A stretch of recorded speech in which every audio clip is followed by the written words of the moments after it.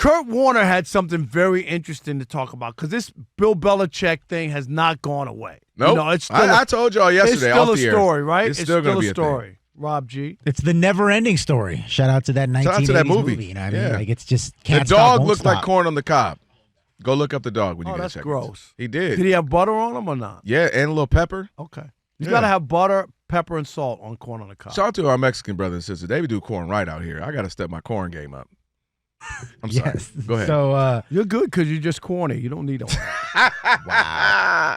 So That's a Kurt good one. Warner has been one of the few public voices outside of Rob Parker to really emphasize that even though he would have voted Bill Belichick into the Pro Football Hall of Fame, that he does understand the pushback as it relates to cheating. He's been tweeting about this pretty regularly now for the last 48 hours. Most recently, he put this out. I want to get you guys' thought on it. This is good. Mm-hmm. It's different than the one you're talking about, Rob. Oh, but okay. yes, This is a different one. Okay. this is the most recent one. Okay. Quote, so much of the conversation over the last 2 days really comes down to one of three things. Number one, cheating matters. Number two, cheating doesn't matter. Or number three, cheating is subjective. In other words, we individually get the right to decide what's really cheating and to what level that it matters. I stand on one. If you stand on two or three, we will agree to disagree. So, guys, I'm going to pose a question to you. What level of cheating are we okay with in sports these days? I'm going to say that I'm always going to push back on blatant cheating. And I'm talking about the Astros to that level. There's a big difference, Kelvin, you know this. If the catcher doesn't cover his signs with his glove, right, or his hand, and I can look down and see he put down a 2 and I think a curveball's coming and I'm ready for it, that ain't cheating to me if he's not covering up his signals. If I got a camera in center field and that's relayed into the clubhouse and then to a guy who's banging on a trash can so I know a curveball's coming, that's cheating. So there's the difference, right? Both of them are like, well, you're kind of bending the rules. You're looking, trying to get an advantage. One I think is okay. The other one's not. I'm always going to be against the cheating part from the standpoint of it counts. When we tell your story, everybody says, you can't tell the story of the NFL without Bill Belichick. But you can't tell the story of Bill Belichick without the history of what? That's fair. That he cheated. When we talked about it when that obituary comes out, it will be in the first or second paragraph that his career was marred by a cheating scandal. There's no doubt about it that that's going to be prominent. Not a throwaway line at the end of his obituary. Would you agree with that? It's going to be in the first two paragraphs.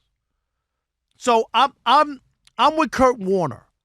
Like the idea that all these athletes and coaches and executives who just poo-poo the idea that Tom Brady was suspended for cheating, that Bill Belichick had the biggest fine in the history of the NFL twice, even as late as 2019, got fined $1.1 million, right? And had draft picks taken away. Like that was recent. That was even after Spygate.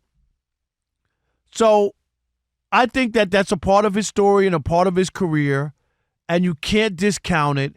And if somebody wants to use that as a reason that they don't want to vote for him, I'm fine with that. I think cheating has to be included when you're busted, suspended, or fined.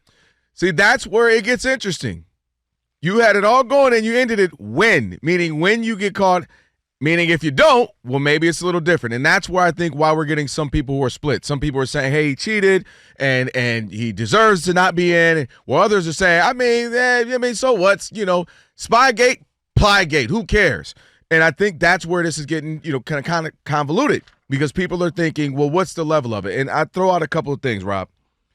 Gamesmanship versus cheating. And I think this is a conversation folks are having, right? You mentioned sign stealing versus recording. You're allowed to record. A big difference. Right. But I'm saying you're allowed to record in the NFL. They didn't get in trouble because of Spygate. They got in trouble because of where they were filming. So it's like, all right, you can film other teams, but you can't film from this row, this seat.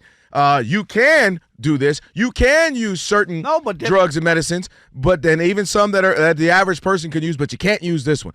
And then it comes down to what is either the teams or the leagues know. We know baseball knew these guys were taking steroids. They knew. No, but they weren't testing, though. Right. So what I'm saying is, was it cheating then? No, but you knew what steroids would do. What made it now important that because you're testing, steroids have been steroids and steroids have been steroids. You get what I mean? So that's why I can get a lot of baseball players like, all right, look, man, should we have done it? No, but dang it, Barry Bonds was a great ball player. Dang it, such and such was a great ball player. Roger Clemens. Because you know we were doing it. It's documented. Baseball knew. Now all of a sudden you finally say, all right, we're going to test for it, and now it's an issue. But when you say baseball knew, they didn't test for it. So that's where I'm going to push back. Like, you knew something was going on. Don't get me wrong. When Mark McGwire looks like Paul Bunyan, I'm with you. We saw how big he was, right? Yeah. It was unbelievable. But they did not have a test. There was on their ban list.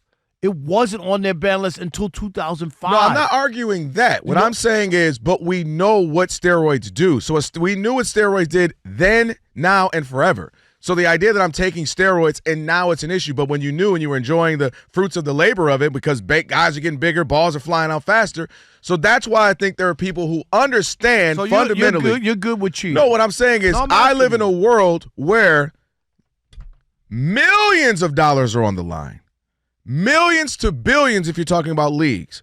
People's jobs and or legacies, and I think they're always going to skirt the rule point blank. Period. But if you look at this, Carl Lewis, like you don't look at him the same way. I'm just trying to say. So, not I meant who's the other guy? Not Carl Lewis from Canada. I'm sorry. Bailey. Wasn't it Bailey? No, Rob G. I know you're talking about the sprinter from Canada. Got caught all the time. Ben Johnson. Yeah, there he goes. Ben Johnson. Like you don't look at him the same way. Marion Jones. Right? Do you look at him the same way? Is what I'm trying to say. But when you read into it and you find out, they tell Marion Jones she's one of the best sprinters in all of America at 16, 17, 18. She goes to North Carolina and they basically tell her, well, you plateaued. Here's what everyone else does in the sport. And you do drugs. You look at cycling.